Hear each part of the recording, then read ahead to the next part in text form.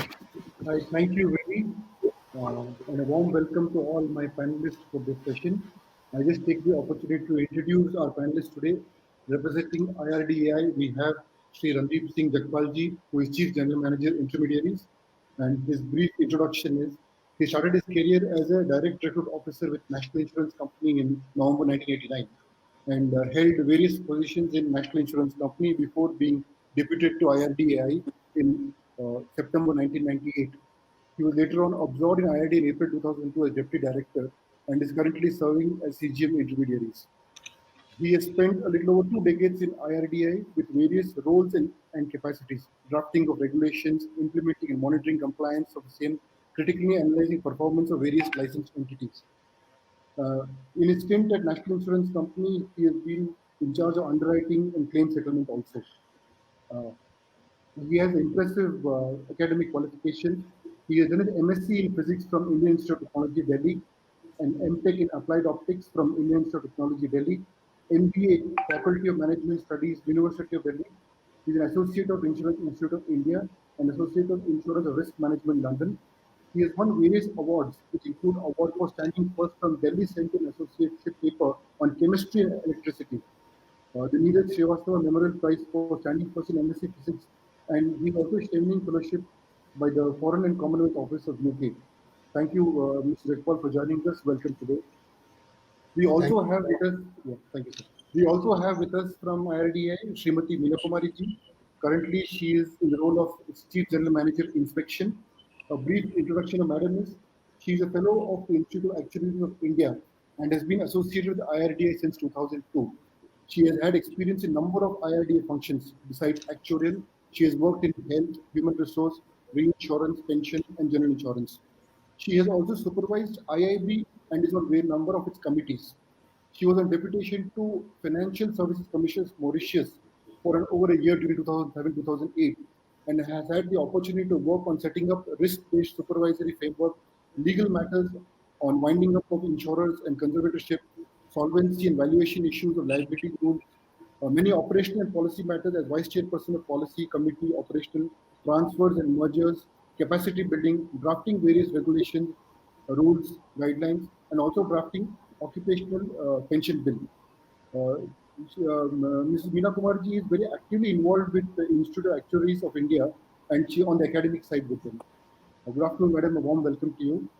Thank you. Representing brokers, we have with us Mr. Atul Thakkar, who is Director, Allianz Insurance Brokers. A chartered accountant by qualification, Atul has experience spanning over 18 years in the insurance industry. He has developed global understanding of the insurance business. His in-depth understanding of the sector and futuristic views has enabled him to bring innovations in his business and make Allianz grow. Welcome, Atul. Thank you for your time. We also have with us Mr. Amit Agarwal, who is the Chief Financial Officer at Anviti Insurance Brokers. Mr. Amit Agarwal is a highly qualified professional. He is a chartered accountant, a management graduate from IIM Bangalore, a CFA charter holder from USA, and a qualified company secretary as well. He has diversified experience of spearheading cross-functional teams and is known for proactive and strategic transformation in organizations. Thank you, Amit. Welcome for this discussion. Before we proceed, I request all members and participants to extend a huge round of applause to IRDA and its team for the fantastic work that they have done during this financial year until now. You know, I mean, words are not enough to mention what they have achieved.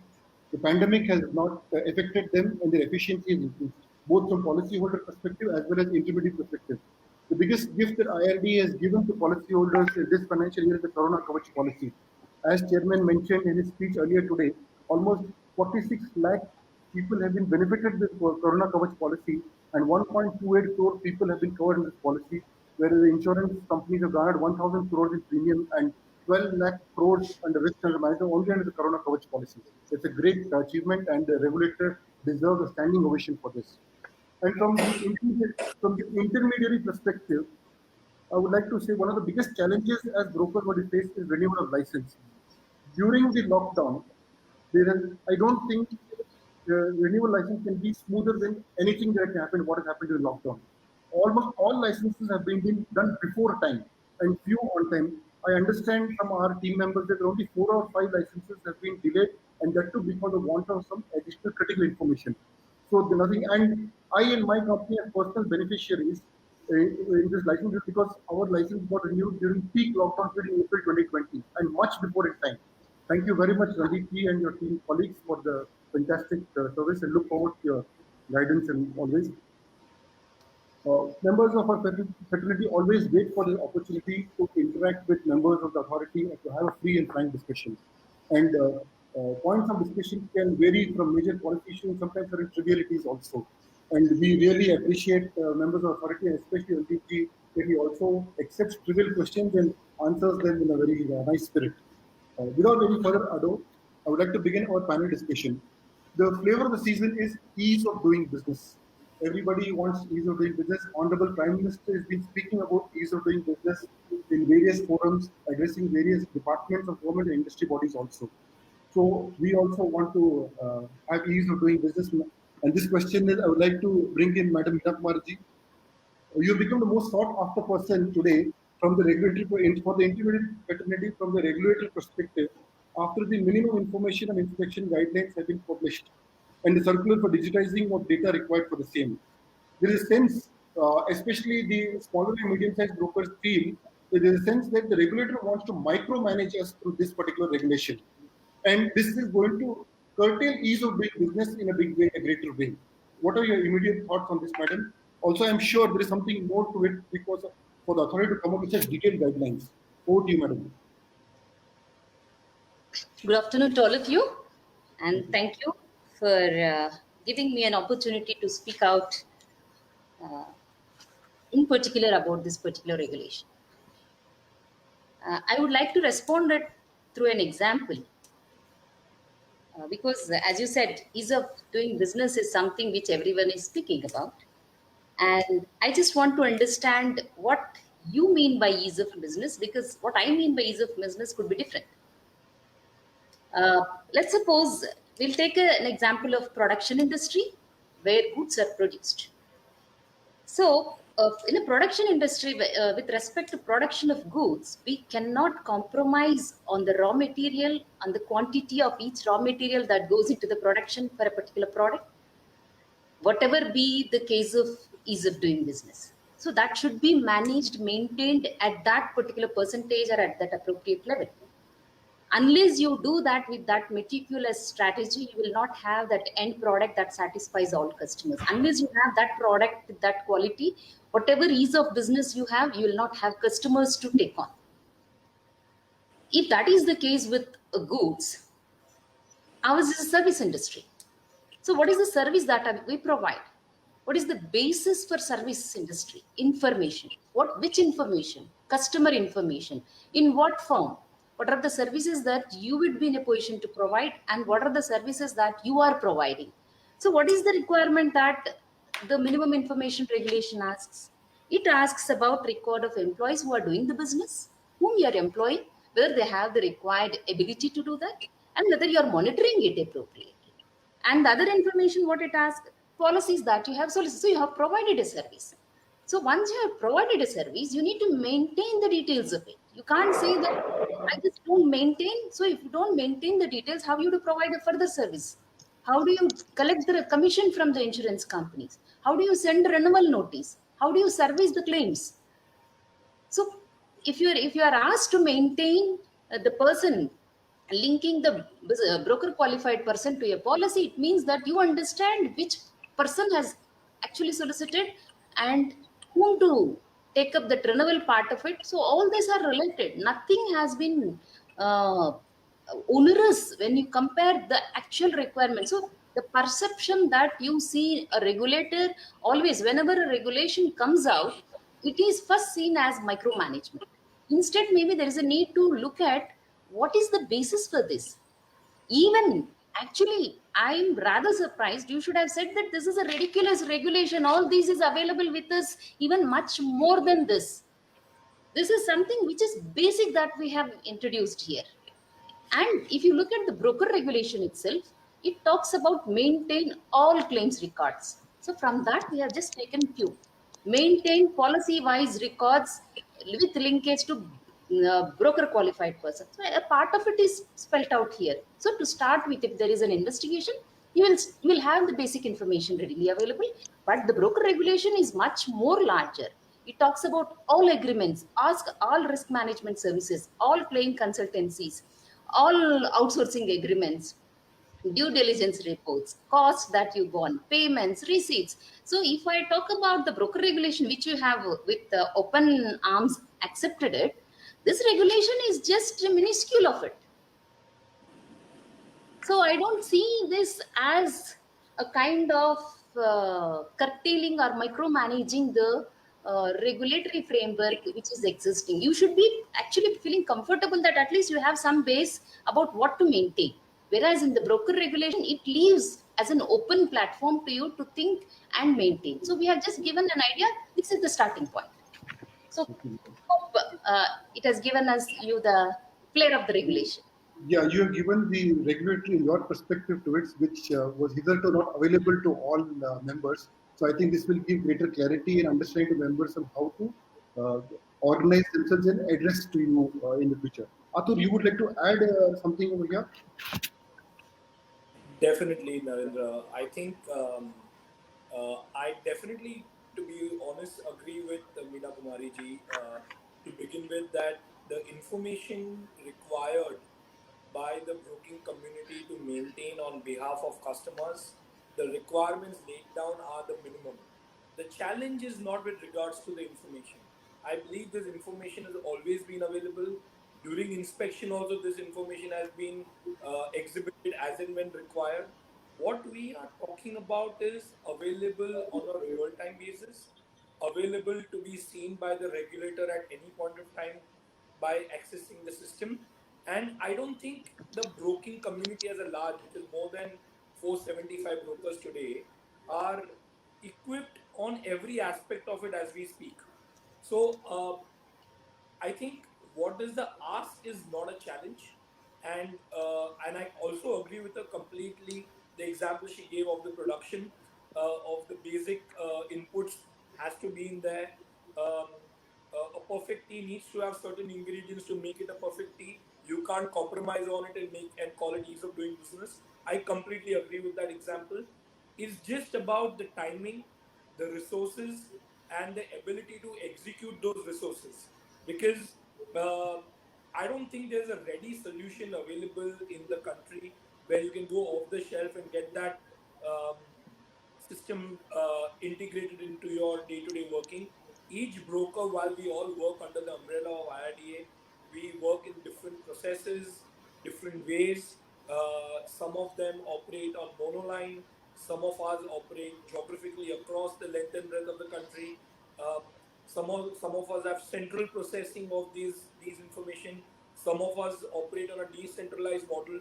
I think what is going to take some time is to get things in a particular direction, get the required infrastructure in place to ensure that the requirements of the regulator is taken care of. And I think it's the right direction. Maybe we will need more, as a community, we will need more time to get aligned to this thought process. And we may need some time to get these infrastructure in place. Yeah, so they are well put. I think there needs to be one is take some time to put the infrastructure in the system and processes in place for each broking entity based on the scale and size. Second thing, probably what we can look at from the regulator is maybe standardize the information that is required. The format can be standardized, so there is no disparity. So this is one probably input we can request to regulator to incorporate. Radeep sir, we'd like to invite you and give your perspective and comments on this, please. Yeah, thank you, Narendra, and thank you, IBI, for giving us this opportunity. We always look forward to this annual summit, and the IBA has been successfully conducting these annual summits, and this is the 17th one, and I think so every year it improves, So I think so. Kudos to you because you got the spokesman from the British Insurance Brokers Association, the first of its kind. I think so. The panelists were well thought out, and the topics were very topical.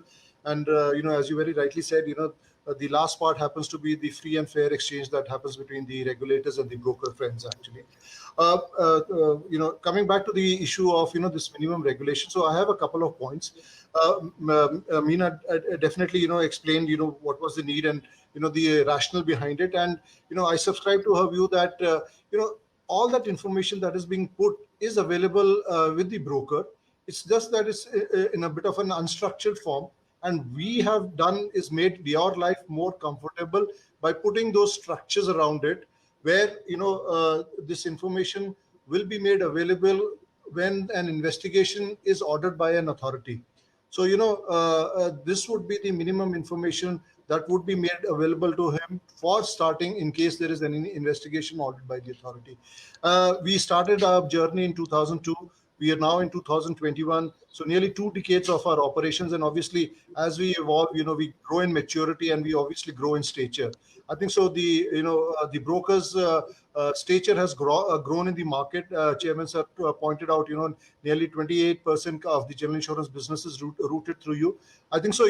As you become more and more professional, it also will, highlight upon you and increase your stature that you are doing business in a very professional and in a thorough manner.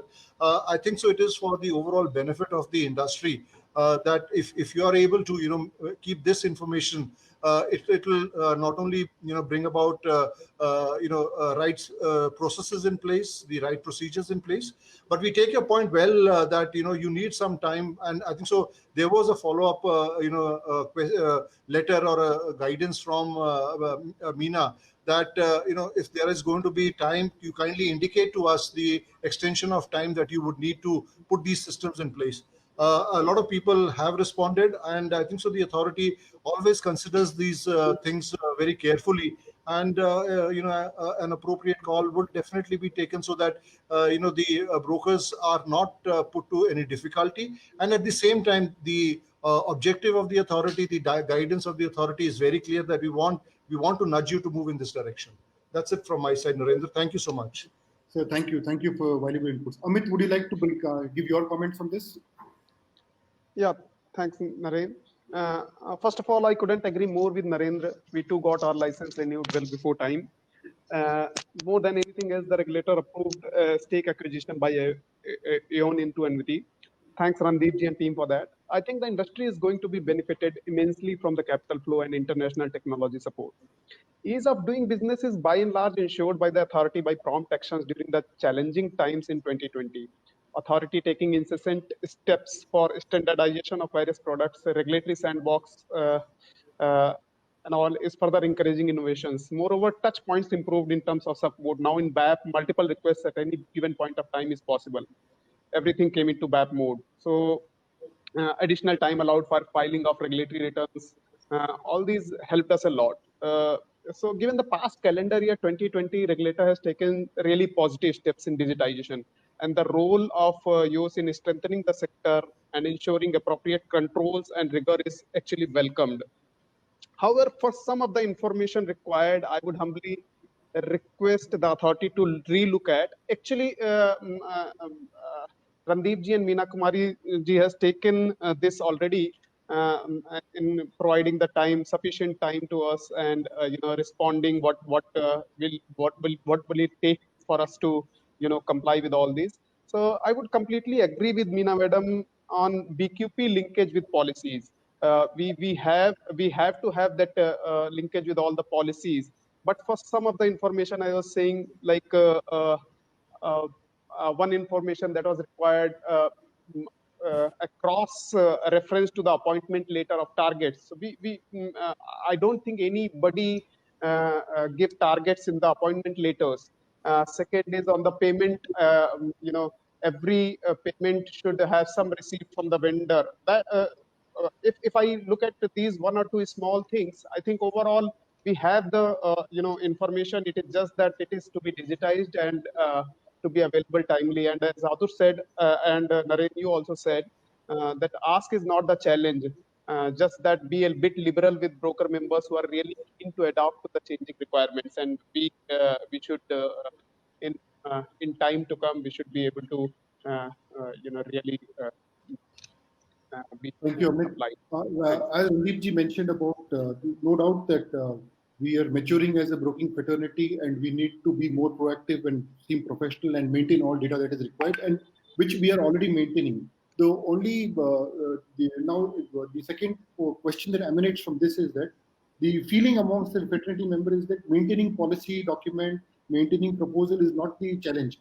When the inspection team sometimes wants comparison of quotes given, comparative quotes given before and after, comparative quotes in retail policies, which become very onerous and huge records to be maintained. That is one thing. And generally, what happens in retail health and retail motor when you come, there is no comparison that has been given. Generally, you in retail health, so we never advise our customer to change the insurance. You just renew the policy, same insurance company. So the question of giving 3 or 5 comparative quotes is a onerous ask, and I think it's not possible for brokers to submit. Similarly, coming to motor also. Traditionally, it is seen that people try to renew their motor insurance with the same insurance company. And when retail, they're renewing the same every year on year, giving 5 insurance company comparison, that becomes very onerous ask and demand and becomes very challenging to adhere to. So that's one input, sir. And second thing is on the circular for digitization of records, which Madam has come out with. One question or the clarification what members are seeking, whether this is going to be retrospective or prospective. Radip ji, if you can start and then we can clarify with Madam. Thank you, Narendra. So, as I understand, the challenge, as you explained, one is on the digitization and secondly is on the comparative of retail products. Well, the reason why we ask for that is that at least the broker has made an effort to score the market, to find out from the market whether there are better opportunities available for the customer. After all, you are the representative of the customer. You need to get the best terms and conditions for the customer. Now, the intent is that even in foreign jurisdictions, there are advisories which are put out by the regulator directly to the customer that try to go out and see every second or third year whether your terms and conditions under the policy are the best or there have been improvements, because there are so frequent changes coming in the market. So as a good market practice is something that we advocate, and so that it also encourages the brokers representative, the customers representatives, namely the brokers, that since they have the best interest of the customers in their heart, they should actually make an effort to see that the offer being made to the customer is the best. The issue of comparing policies is only an operational issue, but the real purpose is that the broker is given a very fair deal or a very good deal, and that's why we say whether you've gone around and seen that if you've been there for a 5-year horizon with a insurance company, then you should definitely look at whether there are other better alternatives available. So that's the purpose why we say that have you done any comparative arrangements even under retail policy, and we are mindful that whether this activity has been undertaken or not. That's the prime purpose why we insist upon that actually. On the second part, I would request Meena. Thank you, sir. I just want to clarify a few things. When Atul spoke, he said that there is a requirement to integrate the broker system to authorities. So there is no such requirement in the regulation. It only talks about the requirement to maintain the data at your end, and whenever there is a need, you need to produce that. There is no such requirement either in the circular or in the regulation to integrate your system with the system of IRDA. So I just want that clarity for you to bring in. The second point is that always the requirements are prospective, not retrospective. Even the regulation is applicable after 6 months of the date of notification. The subsequent circular comes in because once you digitize it and keep it, it is easy for you to retrieve. Today, what we notice is many things you don't have. Many things are said that it is not available, it is not retrievable. So once it is modified to digital platform, going forward, even space becomes a constraint. So it is a facilitation to the industry to become more effective in terms of their services.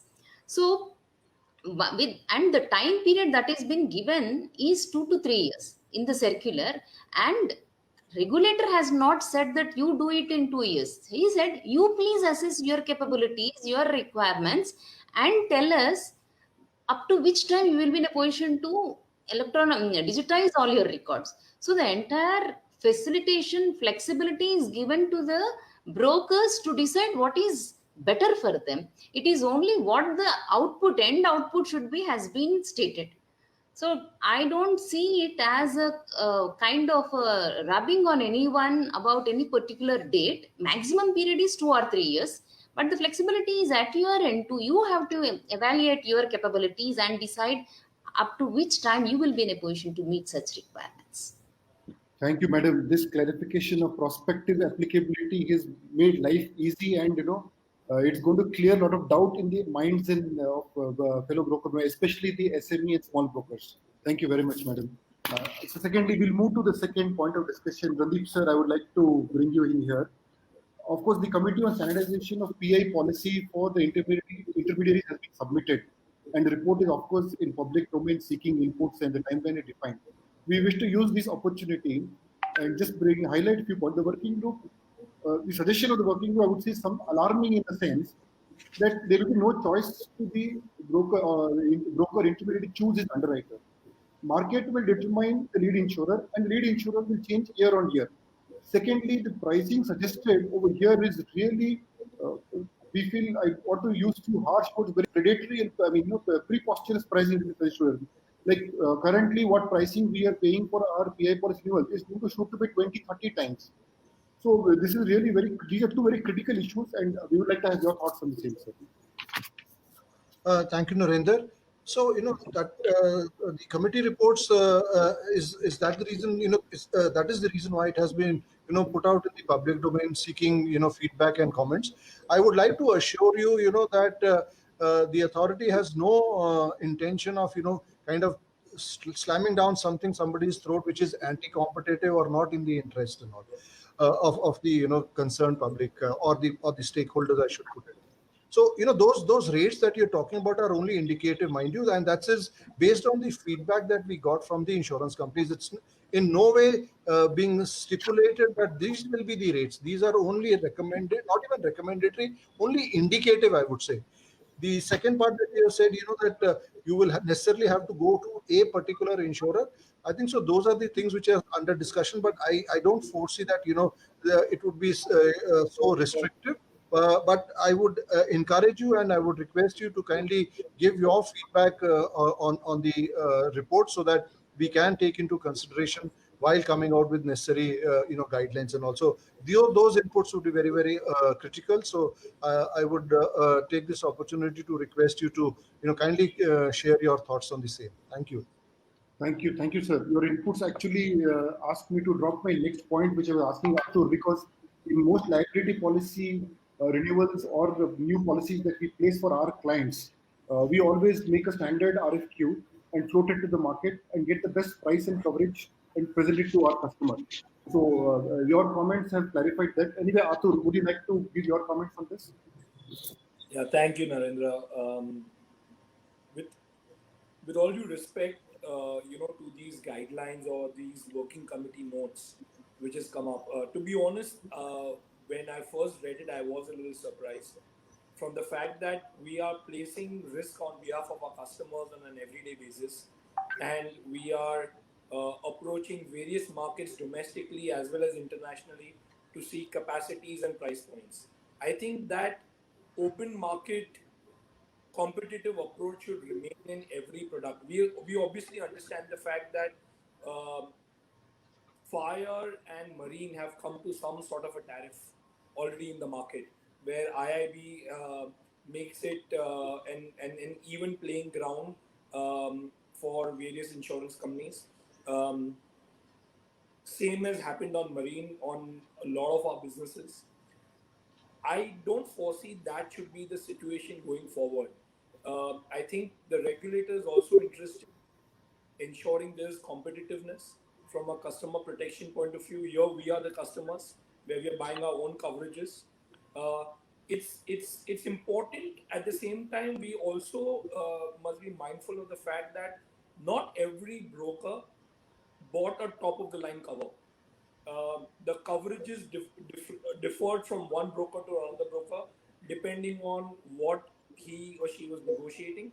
I think the benchmark of what minimum coverage the PI policy needs to be there, and I think IRDA has taken a step in that direction, which should be welcome. Beyond that, any additional covers, capacities, price points, choice of carrier, single carrier, domestic carrier, reinsurance back support, co-insured approach, I think that should be completely left to the open market to decide and let there be competitiveness there. I don't think the insurance companies should come together to form some sort of a cartel to put guidelines on price points. I think that's completely anti-competitive, and I don't think the regulator should step into those areas in terms of who should deploy their balance sheet and their capacity at what price. I think as Randeep Saab said, 2002 to 2021, 2 decades, insurers have matured. Most of them come with international experience. They know how to price a risk. I think we should leave it to their judgment and our ability to negotiate. Thank you, Atul.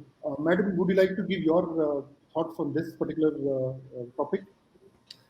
Yes, but I just want to qualify this as my personal opinion on this subject because I feel that this kind of market agreement could go against uh, competition unless we have a feeling that this particular risk is not available or not possible unless otherwise all the insurance companies come together, kind of nuclear pooling or terrorism pooling. Those are the covers which are really difficult to provide coverage on an individual basis. So there is a necessity and need to believe that coming together would strengthen the industry. This is a cover which is available for all professionals, and broking or whoever intermediaries are one kind of a professional, and it should be left to the market. The second point is, if you are looking at the Competitive Commission of India's rules, it prohibits horizontal carteling, which means that coming together, the market participants coming together and fixing a price. Maybe in general, horizontal carteling comprises of secret trades. It may not have it if a regulator is prescribing it, but there is no justification that we can give that this risk is something which is unique that cannot be covered individually but needs to be covered on a pooling basis. So that is very difficult to convince even the Competitive Commission of India. That's what I feel as my personal opinion. And the entire inconvenience or difficulty is because of business equations. It's not because of the difficulty in terms of risks. So business equations cannot determine the form of insurance that is offered in any insurance industry. So that is my view. To that extent, maybe what we need to look at is, anyhow we have been into the list of a free standard product. So already the committee has worked on kind of a product structure. That structure can be adopted as a standard product for PI policies for intermediaries of insurance companies, and maybe that should sufficiently provide coverage, because if that becomes the standard product, then getting coverage should not be an issue. But in terms of claim settlements and all that, we need to develop capacity, or we need to develop that ring fencing, whatever is necessary to differentiate between their service to insurance companies or reinsurance companies and being a policy holder to the insurance company for claims. So these two needs to be ring fenced, be appropriate mechanisms, so that we don't really push ourselves into a cartel where another regulator comes in and steps in and says that, look, this is not something which is acceptable. So that's my view. Thank you, ma'am. Thank you. Amit, would you like to give your views on this? Yeah, as Meena madam said, yes, this should be left to the market, but there are some conflict of interest, particularly with the insurance broking, and I think that was the major reason why this committee was formed. Ensuring the availability of a solution in the market that meets the authority expectations is also welcome to this report. So there are a lot of coverage that has been standardized and to ensure compliance with the regulation. So these are the good steps. While flexibility to choose insurer will be gone, but exclusions would be standardized. That was a big pain point for all of us. This could probably help. Uh, a higher deductible threshold could prove to be backbone of driving good behavior, and this gives this recommendation committee report given lower retention rate. So that was one thing, and rate is obviously a definite dampener, though. So rating is preset at much higher level than current commercial levels, and flexibility to choose a retention level and thus coming at a suitable price point will no longer be available if we implement all of this. So yeah, it has its own pluses and minuses. Yeah, yeah. No, but anyway, the comfort and the points stated by Randeep ji has given a lot of comfort that these are just indication. It is not binding. It's not going to binding, and of course, they are waiting for the inputs of IBI also on that, which will be sent shortly to them. And post that, we will definitely go have a continuing dialogue on this with the authority to see to it that market agreement is not in place. As Madam suggested, that intermediary is also just like another profession, and it needs to be treated independently. The next question is from the reinsurance perspective, sir. Amit, you were mentioning about some practical issues faced by brokers. Would you like to elaborate further on that? Yeah. So before I comment on this, I must humbly submit that the practical issues we pointed out to the authority, and the authority has been taking note and thus helping in the implementation, right kind of implementation. The new regulation supports sustainable growth of broking industry, and all of these help us all to improve continuously. So authority had put additional obligations on the insurers to confirm the placement and payment of the reinsurance from the reinsurers. Overall, it's a positive step, but some of these may not be really practically efficient in the immediate term. I use the word immediate term means, again, coming back to the same point where we always encourage where authority puts it in the right perspective, but be a little bit liberal in the timeline. So I would say these reforms are undoubtedly important, and I encourage that regulator needs to take firm action. But it should be built on the pillars of trust and self-regulation on the first line of defense, and then it should be put in with more rigor. So we look forward to working with the regulator and insurers to promote use of digital signatures on reinsurance policies to remove the necessity of dual authentication currently being required. Currently, we provide the insurer with a copy of the signed reinsurance contract, and then we have to obtain an email from the reinsurer direct to the insurer confirming the reinsurer has bound their line. Then we get the confirmation for payment remittance. Uh, uh, so all of this looks a little bit inefficient when there are overseas brokers and co-reinsurance placements. From an international perspective, it adds frictional cost to transacting. So yeah, mm, uh, mm, I think authority has taken note and helping all of us in implementation at the right time. Before I get Randeep to clarify, Atul, even you are a composite broker and do RI business. Would you like to add to what Randeep is saying, Amit is saying? Yeah, to elaborate what Amit just mentioned, I think there are three aspects which I would like to bring out very clearly. One, there is the cost of doing business. Um, the pressure on pricing, even on the reinsurance side, is a known fact, and a lot of business, even today, in spite of there being reinsurance hubs outside of London, still goes to the Lloyd's market where Lloyd's brokers are involved. Number two, Lloyd's brokers are not very comfortable pushing their underwriters to directly conform to the Indian cedents either acceptance of the share or acceptance of the remittance. A lot of we've had an elaborate discussions with more than half a dozen cedents and multiple London market underwriters, where the Lloyd's underwriters come up very clearly stating that we are by regulation expected only to communicate with the Lloyd's broker and not communicate to the cedents directly. That's point number one. Point number two, a lot of this business gets parked under facilities or line slips. and which means that the business is not being accepted specifically, but it is accepted more or less in a treaty form. But it is not a treaty; it's still something between a facultative placement and a treaty. It's a line slip understanding. In these scenarios, it is getting very difficult for the underwriters to directly confirm acceptance of share and acceptance of the premium, because A, the acceptance gets provided to the London broker or the reinsurance broker. That is documented in a legitimate environment which is shared with the insurance company, and the broker is confirming receipt of money, your partner broker. Now, where the partner broker has already confirmed receipt of money, the cedents are asking for a confirmation from the reinsurer directly as part of the regulation. Now, a lot of times, the brokers have to collect money as part of claims, have to deposit money, and they have their own operating system in the London market where set-offs are a very common phenomena. In that scenario also it gets very difficult. So my limited request to the regulator through this forum and through IBAI is, while it is important to get confirmations on risk whether they are being placed or not, and confirmation whether the money has been transferred or not, I think the proof provided by the Indian broker that the money has left his account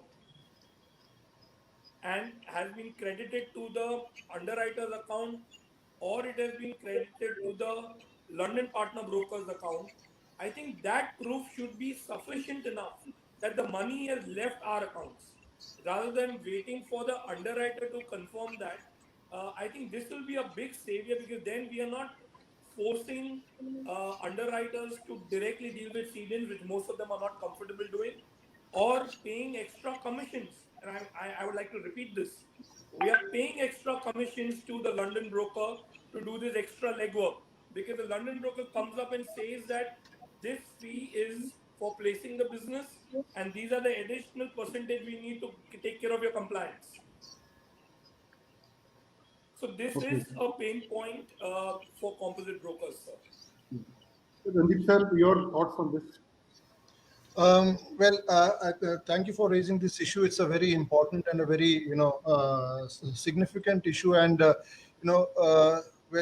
this guidelines or this advisory was not there, for the last 2 decades, so close to 2 decades, I would say, and because of certain events which happened in the Indian market, the regulator had to step in and issue those kind of advisories to the insurance companies. It was not a happy situation for us as well. But if you evaluate the cost and the benefit analysis, and when we came across certain instances which you people are also aware, the negatives of all these events could have been very catastrophic. So it was with very difficult. It was a very difficult decision for us. But simply the broker saying that if the money has left my account, then I should not be following it up or not getting that confirmation whether it has reached to the right reinsurer. Now the end result is that, is the reinsurer on risk or not? And how do you have the proof of the pudding? If he has received the money, he's got that confirmation, and he's given that confirmation that he's on risk, then the direct insurer is also happy, in the sense, there's a big burden which is off his head, whether he's adequately protected, does he have reinsurance in place? Because it's very easy, that somebody falls in between these stools. Let me say that, and the consequences are enormous, and it will have a direct bearing on the policyholders' interest, and a direct bearing on the customer's ability to get a claim and all. Even though we say that it's the direct insurer who's responsible for servicing, reinsurance is a separate contract altogether. But mind you, if you think there are other mechanisms which can reduce the cost, the authority is always willing to consider that. But our thoughts are that this is a necessary requirement at this juncture, unless there are better and more seamless, less friction oriented mechanisms which can be put in place. Thank you. Thank you, sir. Thank you. Madam, would you like to give your thoughts on this? Uh, Not directly on this, but I can just elaborate few things that happen in the process of complying with regulations. Because the entire point of discussion is about complying with regulations, how reinsurance market responds to this. If this is the point of discussion that we are trying to find a solution, first I believe the intermediaries or insurance companies who are registered in India should believe that these regulations are for the betterment of the services that they provide and the insurance industry as a whole. If you believe, then you will stand on that particular regulation, why it is so and why it is important to comply with it. The moment you start doubting this particular regulation, then you will not convince the other counterpart of the reasons why you want this particular regulation to be enforced. I'll just give an example. At one point in time, there was a reinsurance regulation drafting happening, and as usual, the interested parties are in that particular regulation. The reinsurance companies, which were, I'm talking almost like 10 years back story, I'm saying. They're the interested parties, so they came, they practically threatened, saying that we will leave the market, you will not have enough market for you to ensure reinsurance is available. Then I had to say only one thing. The same reinsurance company, if it is conducting its business in France, they don't mind even depositing back reserves with respect to the particular risk that they have taken. Unless that is allowed, they don't allow them to conduct reinsurance business at France. In US and Canada, they have to produce letters of credit for them to conduct reinsurance business. In Brazil, they have to wait for their turn, category 1, category 2, category 3, then comes the cross border reinsurance, and then others. So I said every market is unique and it has its own kind of regulations to meet its industry requirements and its country requirements. If this country requires a particular regulation, it is the insurance industry which need to understand why this particular industry is different from others and why this is required. So when the insurance companies came and said that, we said, please, you take your mercy in doing all that in other countries. Here, for 20 years, there was no requirement for reinsurance companies. And if today we are saying you have to be a CRB, you have to register it, or you have to do this, then you can't express these conditions. So resistance is always there. Only thing is, we should believe what is right and what is wrong and how it enhances our ability in providing the services. So that is where I believe we need to come through. Thank you, madam. Thank you. Randeep said the one input that has come is that reinsurers need confirmation of holding the cover. Even when that confirmation is given, the authority does not accept it. So, I mean, would you like to hold of cover that the direct insurer at risk with the reinsurance company, and that the headache is off the direct insurer's head? So, No, again, the genesis was, that, those confirmations that were coming actually were actually not correct. They were false. So that is why we said, that the insurance company should directly take it from the reinsurer. So the issue was not, this thing. The credibility, the trust, and the correctness of those confirmations were in doubt actually. So as I said, if there is a better option, we are willing to consider it. We are willing to look into it, but provided that there is a better option available, I would say. certainly, definitely, sir. As we follow Section 64 VB in direct insurance, and we give a certificate of insurance to direct policyholders, it is important that insurance companies, as policyholders, get some kind of confirmation and documentation from insurers so that they are at risk. And in the event of a large catastrophic claim or a mega claim reported, they are not in trouble, and the market is not in trouble. So, point noted, sir. We'll go to the next point of discussion. Atul, you mentioned about need for co-broking on online text-based distribution for retail products. Would you like to elaborate further on that?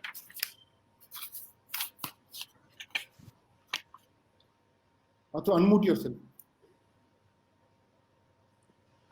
Thanks, Narendra. I've been listening to the earlier panelists on the program where focus on retail was discussed with a few CEOs of insurance companies and the broking fraternity. They mentioned two aspects, that not only the insurance company promoters should be deep-pocketed, but even the retail promoters should be deep-pocketed. They also mentioned need to invest heavy into retail distribution as being the future, as our penetration of insurance is still a lower percentage of the GDP compared to some of the established markets. All this in the right spirit, but it's a matter of fact, expertise and resources are not evenly available to everybody. Certain brokers may have more expertise, and certain brokers may have more resources. Certain brokers may have a more strength on distribution and connect on the ground versus the other ones. As a community, as a broking community, I think we have a very important responsibility of advising customers, reaching out to them, and distributing insurance products based on the needs of various customers. And that is not restricted to Bombay, Delhi, Bangalore, but a huge list of tier 2, tier 3, I would call it even a tier 4 cities. Now, if we have also started seeing trends where insurance companies have started coming up with zero investments into their own sales teams. There are insurance companies who are saying you're only going to distribute through brokers and agents. And the way globally markets operate, that's going to be the future. Which means as a community, we should take a lot of pride to say we are going to be the future distribution arms of the industry. While the carriers are going to be capacity providers, we are going to be bringing the distribution strength. When we are talking about bringing in this distribution strength, all the partners do not have uniform distribution strength. I may have the reach, you may have the technology. I may have the technology, you may have the reach. Someone may have the capital which is required to deploy. Without buying stakes into each other's, or without selling ourselves to either domestic partners, private equity funds, or international brokers, how do we bring this energy and this strength together? And the beautiful concept, we do this in the corporate space, is co-broking. Unfortunately, that is not allowed in retail. Unfortunately, I cannot use my technology and capital to partner with you in Bangalore to distribute retail. And nor can you do that vice versa. When our objective as a sector is clear, we need deeper penetration, we need better service levels, we need better technology, we need product innovation, we need better capital coming in. It is not possible for all 480 of us to have everything today. True. So this problem can be solved by the regulator overnight by simply allowing co-broking on retail as well. And that will bring the required, and that will only going to improve the service levels to the end customer. Certainly. Before we get So the that regulatory was perspective, so yeah, it is going to bring better service levels.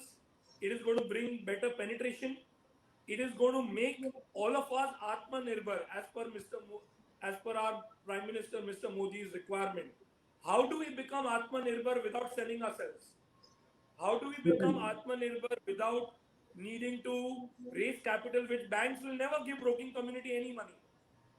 You will need to give your assets, you will need to give your goods. We don't have any assets, we don't have any goods to pledge. So within the community, if we come together and we bring our strengths together, I think it's going to be a great win-win.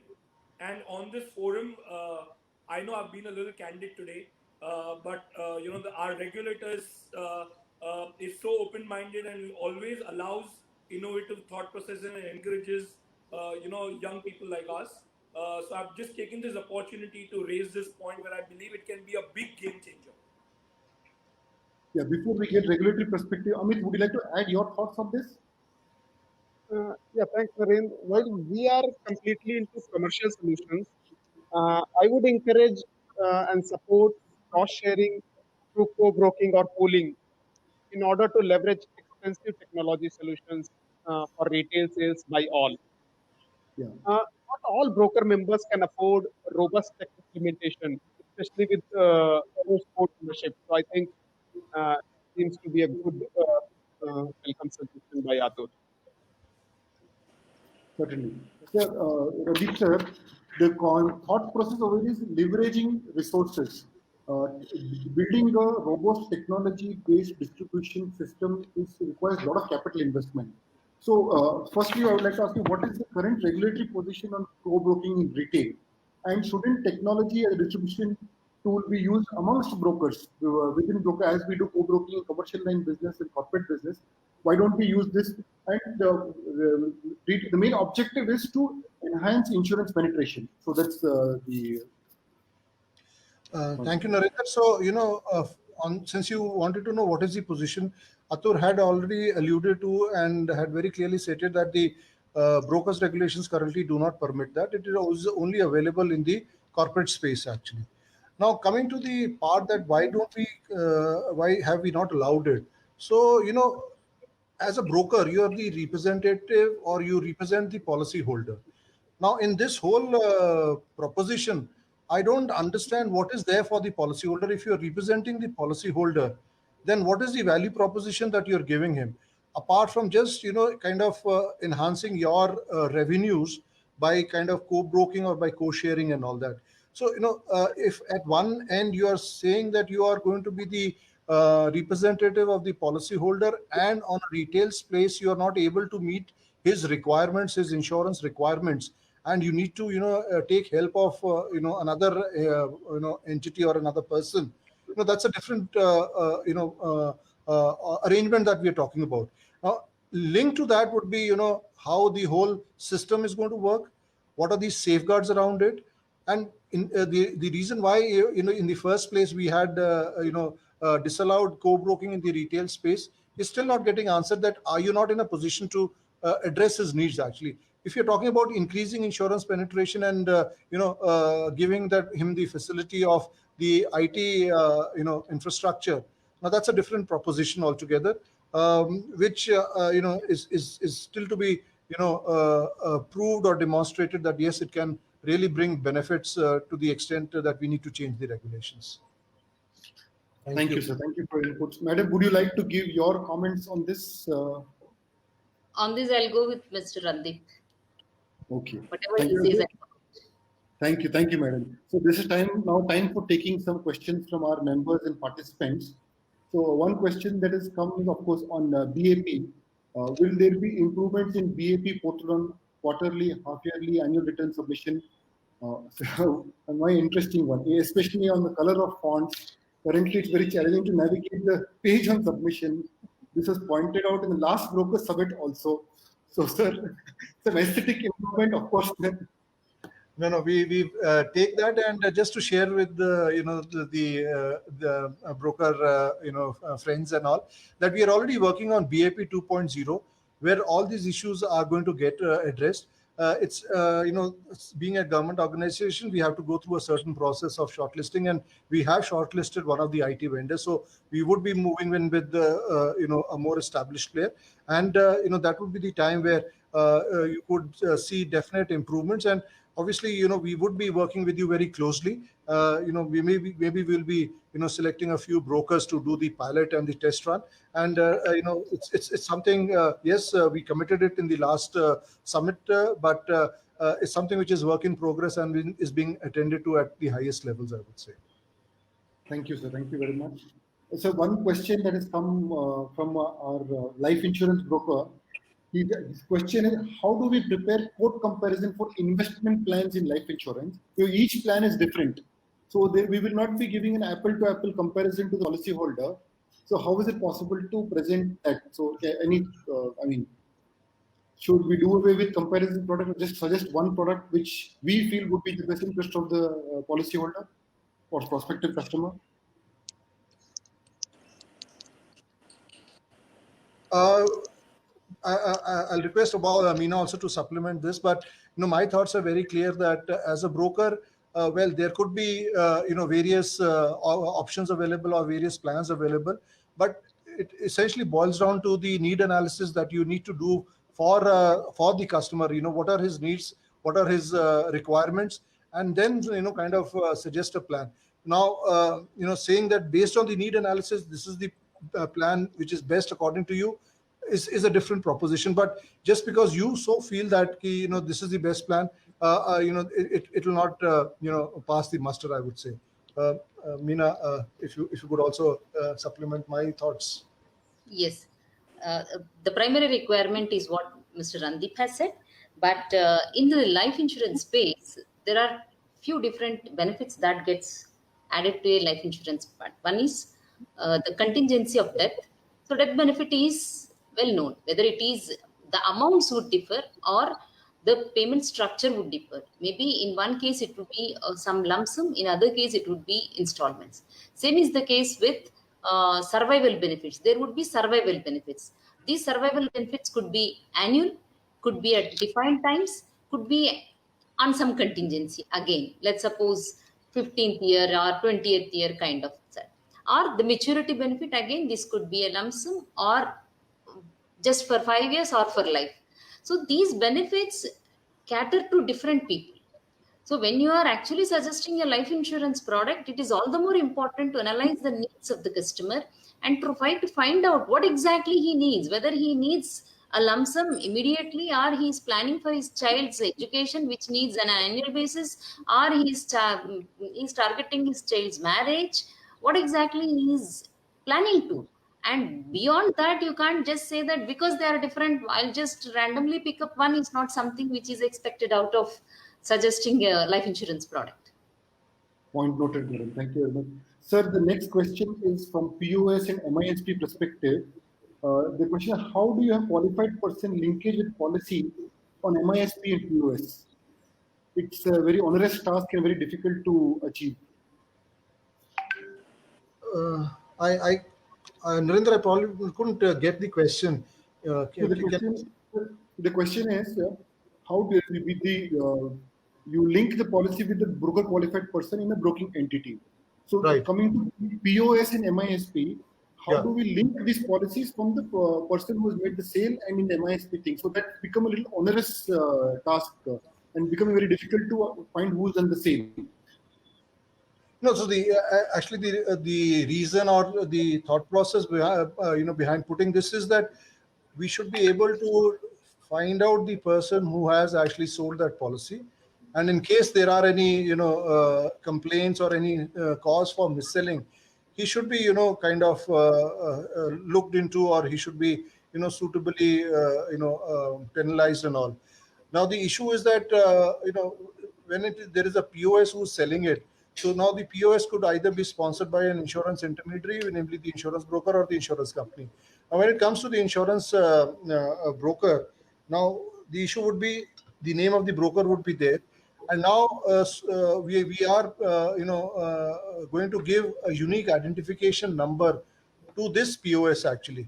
Now that POS number would be the identifier for the person who has actually sold that policy. Now, the issue is that on the face of the policy, if you are able to identify the person who has sold, obviously he would also be a little more careful, in promising whatever can be given to the customer rather than promising the moon. It could be a little onerous, but again, it had its genesis when the authority was getting a lot of complaints with regard to mis-selling. Again, the authority has always been very trustful of all the regulated entities, but when the trust gets broken, it has to step in, and whenever the authority steps in, the conditions are a little more onerous. I think so.